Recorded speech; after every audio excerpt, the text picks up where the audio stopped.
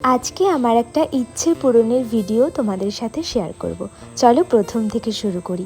ভোর 6টায় উঠে বাজার করে সমস্ত বাজার নিয়ে আমরা গিয়েছিলাম আমার বাড়িতে, কারণ আজ ছিল আমার মা বাবার 25th অ্যানিভার্সারি। আমার বাবা একটু আধটু জানলেও আমার মায়ের কাছে ব্যাপারটা পুরোই সারপ্রাইজ ছিল। তাই আমাদেরকে এভাবে বাজার নিয়ে ঢুকতে দেখে মা তো একেবারেই অবাক। এবার আসল ঘটনাটা তোমাদের বলি।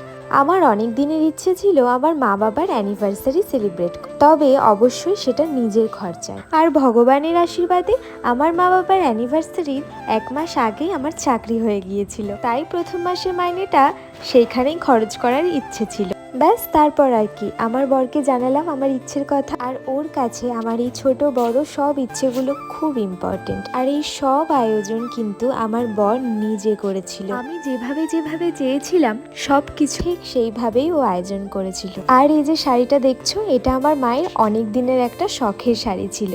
দামটা একটু বেশি হওয়ায় মা ইচ্ছে থাকলেও এই শাড়িটা কখনোই কেনেনি, তাই আমি ভাবলাম এটাই আমার মাকে আমি গিফট করি। আর আমার বাবার জন্যও কিন্তু ছিল একটা সুন্দর পাঞ্জাবি। এরপর বাড়িতে আস্তে আস্তে সব গেস্টরাও চলে এলো, আর এদিকে ডেকোরেশনের কাজ হচ্ছে, নিচে রান্না হচ্ছে, সব কিছু সুন্দরভাবে আয়োজন করেছে আমার বর। সত্যি এমন একটা মানুষ জীবনে থাকলে না আর কিচ্ছু দরকার হয় না। এইভাবেই দুজন নিজেদের ছোট বড় সব ইচ্ছেগুলো পূরণ করতে চায়। এদিকে আমি একটু একটু করে রান্না দেখছিলাম, ওদিকে কাজ দেখছিলাম। তারপর সন্ধে হয়ে গেল আর আমরা সবাই রেডি হয়ে ওপরে ডেকোরেশন কিছু কিছু করছিলাম। তবে সব ভালোর মধ্যেও কিছু খারাপ থাকে। এইসব একটু ডেকোরেশন করার পরেই বৃষ্টি হয়েছিল, তবে বৃষ্টিটা কিছুক্ষণ পরে কমে গেল। তারপর আবার আমরা ওপরে এলাম, আমার মাকে বাবাকে সুন্দর করে সাজিয়ে এনেছিলাম। আর ওদের এই ড্রেসটা আমি সিলেক্ট করেছিলাম, একদম ম্যাচ করে কিনেছিলাম ওদের জন্য। ওদেরকে এভাবে খুশি দেখে আমার ভীষণ আনন্দ লাগছিল, আর আমি মনে মনে ভাবছিলাম যে আমি যেটা করতে চেয়েছিলাম করতে পেরেছি। ব্যাস, নিজের চোখে মা বাবা আমার ফ্যামিলি সবাইকে এত খুশি দেখে আমার তো খুব ভালো লাগছিল।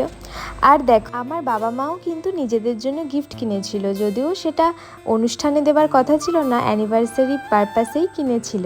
ওরা ওদের দুজনকে গিফট দিল, তারপর কেক কাটলো।